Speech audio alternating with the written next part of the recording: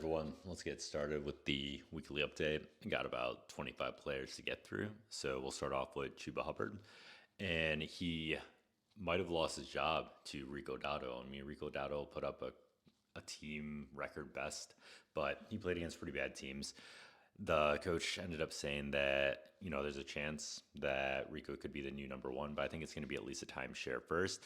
No reason to sell Rico high at this point, though, because you have the upside of a possible running back one. Unless someone's offering you a established running back one, I wouldn't be trading Rico.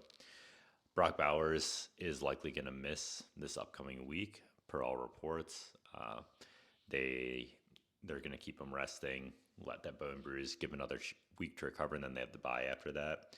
So he should be coming back after that bye week. So next week is week 7, then bye week 8. So he'll come back the week after that. Should be a good start. I wouldn't be trading him away. We talked about the PCL and that bone bruise shouldn't be lingering issues going after he returns. He just needed to rest it appropriately. What about Bucky Irving? They already said that he is likely going to be out next week. Said before, he had that shoulder subluxation. They're saying that that's going to take some time. And then also he has that midfoot sprain. They're not releasing a ton of information about it, unfortunately. So you just have to sit tight with him unless you're getting a trade offer. But he's someone that I said I would be considering trading if someone gives you, a starter in return as well. But yeah, midfoot sprains, those aren't great. And then also if he's recurrently popping out that shoulder, which they said is more severe than midfoot sprain, that's kind of concerning. Dalton Kincaid unfortunately sat last week. I definitely thought he was going to play. He practiced, I think, all 3 days, but then he ended up getting late ruled out on Monday, unfortunately. So hope that didn't burn too many of you. I kept it updated up to the day on Monday.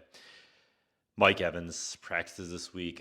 Between him and Lamb, I think that Mike Evans is the less likely to suit up, unfortunately. They said that they hope he gets back to practice this week. That's not even they hope that he plays this week, just that he gets back to practice.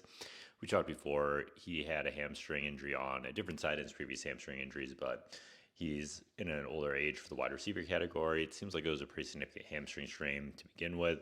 So I would probably lean towards making other options if you're depending on Mike Evans. People asked about Joe Mixon. There's been no updates on this guy at all. I had him on one of my IR slots. I ended up dropping him. I wouldn't be keeping him. Other than that, Chris Godwin's also not playing this upcoming week, per all reports. And we've talked before, even if he is playing, that injury that he has is pretty limiting. So, I probably wouldn't be prioritizing keeping him on my roster if you have other options. Ceedee Lamb, reports are, from Jerry Jones at least, that he's got a good chance of coming back this week. I talked about how I would be wary about starting him if he returned back last week, but I'd be pretty comfortable throwing him right back into that starting lineup this week. High ankle sprain, he's had more than enough time. Typically those are like a 4-week recovery. He's right around that time period. So I would be putting Ceedee Lamb directly back to that lineup. Some people have been asking about Jayden Reed, whether they would keep them on their IR slot, and I would. Jayden Reed had surgical repair of that Jones fracture, which is well within the recovery timeline for that clavicle repair as well. So I think he'll be a good flex player once he comes back, and he'll be coming back in a couple weeks, right before the playoffs. So just a good extra piece to have. Christian Watson is someone I'm higher on, though, because he's got so much talent, man. He just is always injured. But it sounds like he's got a shot at playing this week. 2 weeks ago, he was saying that he needs to knock the rust off. So should be doing pretty good, I would say. I would be down to put him in my lineup for sure. Not as like a wide receiver one or anything like that. You gotta temper expectations. But yeah, I think he's gonna provide flex value. Brandon Aiyuk, there's like a ton of rumors that he hasn't really been practicing at all.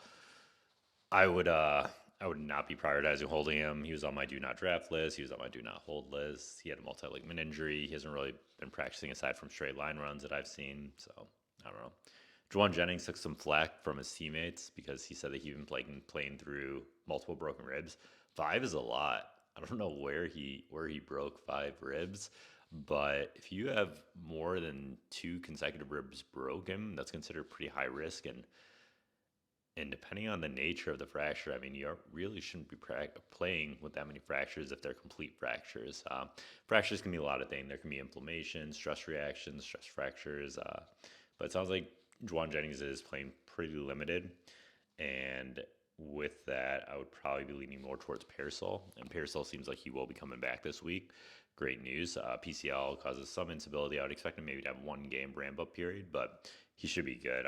It wouldn't be enough for me to steer away from putting him in my flex spot or something like that. Rashee Rice coming back this week. Instant start. I mean, Mahomes is ramping up, unfortunately, against my Lions this past week. But Rashee Rice had that posterior lateral corner injury. He was looking on track to come back at the beginning of the season with these extra 6 weeks that he was suspended for. I think he's going to be a stud, and I would be putting him into either my wide receiver 1 or wide receiver 2 slot if I needed to. George Kittle is also likely going to come back this week. He had the hamstring injury. This happened to him a couple of years ago where he missed a decent amount of time with hamstring injury, and then he came back, and he was great on the first game back. I would put George Kittle right back into the lineup. I think he should be good recovering from that hamstring injury. Keeping on line with hamstrings, Emeka Egbuka has a hamstring injury. I was told I pronounced his last name wrong, so I tried to get it right this time. He's young, so that's good. He doesn't have any history of hamstrings, so that's good. We still haven't gotten the MRI results at this point in time. That's the one thing that's making me not sure about when he'll come back, but assuming the MRI results are good, I would expect him back within 2 weeks. So basically missing this upcoming week, 50% chance of missing the next week, and then back the following week for sure. That's based on mild MRI findings. Brock Purdy should be back this week as well. He had that turf toe, and he was pushing the sled last week. We talked about how that was a really good sign. Reports are that he's going to come back this week. Should be an upgrade to some of the skill positions, I think, regardless of how Mac was performing. DJ Moore ended up going to the hospital, and they kept him overnight, so they haven't released any information about it. Some things I'm thinking, possible spleen injury. When you take a hard hit to that spleen, there can be some internal bleeding. They want to make sure that there's not any kind of significant blood loss or anything like that. Another thing, if you take a hard hit, is you could have a partially collapsed lung, like pneumothorax. Those are kind of the 2 main things I would be thinking about a player who got transferred by ambulance to the hospital for. He might have been having some shortness of breath or maybe some chest pain. Maybe they're running some tests there. But usually it's the heart, the lungs, or the blood system that end up sending you to the hospital and keeping you overnight. Omarion Hampton, the Chargers are just pretty light at running back, and there's talk about them signing other running backs, but the reason for that isn't because, in my opinion, that they expect Omarion Hampton out for a really long, season-ending time. It's just because they lost both their starting running backs, and they didn't sign anyone since then. So when you lose 2 out of your 4 running backs, you typically have to sign a running back. So that's my thought there. Vidal is doing really well. I think they're going to ride with him, but there are some rumors of Pearsall being traded. That could blow up my entire thesis. If Pearsall is going to the Chargers, then, that obviously shoots Vidal's value to the wind and makes Omarion Hampton, much lower in value. So with that being said, there's a lot of unknown variables there. So if you get a good offer for Hampton, consider offloading him. And that would be how it worked there. Quentin Johnston had 3 limited practices with a hamstring injury, and then he ended up being ruled out, unfortunately. So when you're practicing through it, it still tells me that it's not very severe. It's not kind of those multi-week absences. He's obviously uncertain for this week based on last week, but I would still lean towards him playing this week, and I would start him. David Njoku had that knee injury. They got an MRI findings. They said there was nothing serious, but still uncertain for this week. I would anticipate that he sits this week, and take a look at Fannin. If you need a tight end, he could be a great plug and play. They're still running 2 tight end sets, so even if Njoku's active, he could be limited, so Fannin could be a sneaky start there. Lamar Jackson should be back week 8 after that hamstring injury. The Ravens need him. They've been doing awful without him. He is truly an MVP player. But aside from that, Lamar Jackson should be back, should be healthy, and definitely a start once he gets back, but should be back week 8. Other than that, Trey Bensen had that meniscectomy. In his absence, his back has been doing decently well, I would say. But when Trey Bensen comes back, he will take over that starting spot. In my opinion, meniscectomies don't really limit performance once they're back, aside from maybe the first week getting back. Aside from that, Calvin Ridley had the hamstring injury. I would expect him to be out for about 2 weeks, but we still need to wait on the MRI reports there. Puka Nacua I think he's going to be out this week. I think that he has a mild high ankle sprain, and he's going to miss this week, be out for the bye, and then come back after that. And Terry Mclaurin still isn't practicing. Core muscle injury. If you get offers, out trade him. I think even when he's back, he's going to be limited. And that's the breakdown.